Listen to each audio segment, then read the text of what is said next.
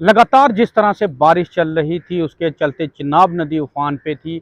अभी की बात करें तो अभी चिनाब नदी का जल स्तर 31 फीट के पास है, डेंजर लेवल से कम है, अलर्ट लेवल से कम है।